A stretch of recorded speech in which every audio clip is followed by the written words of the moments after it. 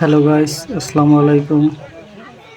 আমার সৌদিও বড় ভাই রবিউল ভাই, তার আম্মা কিছুদিন আগে মৃত্যুবরণ করেছে এবং তার বাড়ি অন্যান্য যারা মারা গেছে তাদের নামে দোয়া ও মিলাদের আয়োজন করেছে।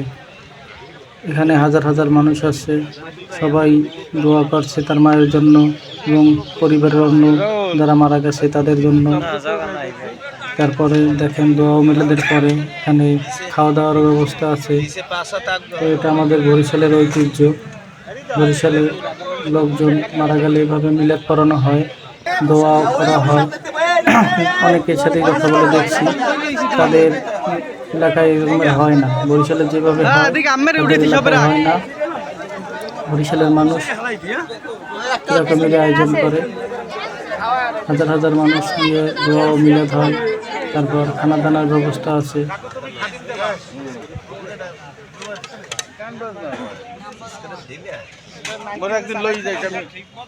আমাদের বরিশালের ঐতিহ্য দোয়া মিলাদে দেখেন কত সুন্দর সুশৃঙ্খলভাবে সবাই বসে, তারপরে প্লেট দিয়ে দেয় খাবারের, তারপর হাত ধোয়ায়, লবণ দেয়, তারপর সব হওয়ার পর হাত ধোয়া, তারপরে একসাথে সবাই ভাত দেয়।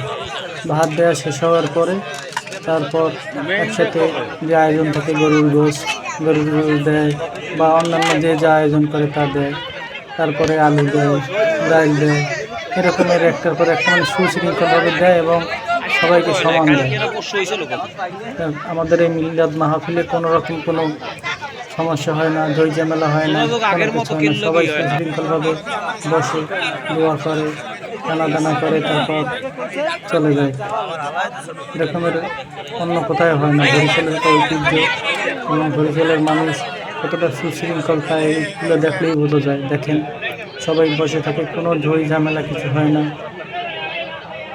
তো সব জায়গায় এরকমের দোয়া মিলাদের আয়োজন করবেন, মা বাবার জন্য দোয়া করবে। তো সন্তানরা মা বাবার জন্য দোয়া করলে এটাই সব থেকে বড় দোয়া। তারপরও সবার দোয়া দরকার আছে, কার দোয়া কবুল হবে কেউ জানে না। সবাই সবার জন্য দোয়া করবেন। সবাই ভালো থাকেন। আসসালামু আলাইকুম।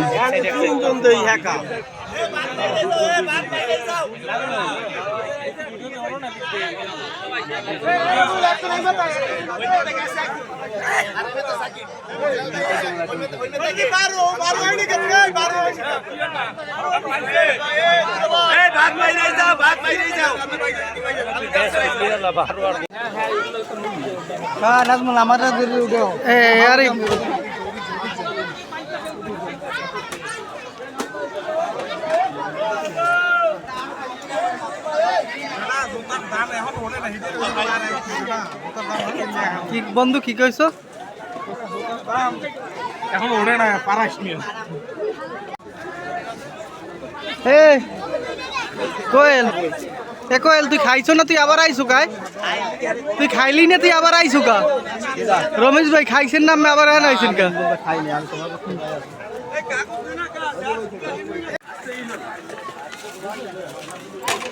অলি অলি এত সময় বলা বলি করছি, তুমি বলাই আমি চাও আর এক দিক।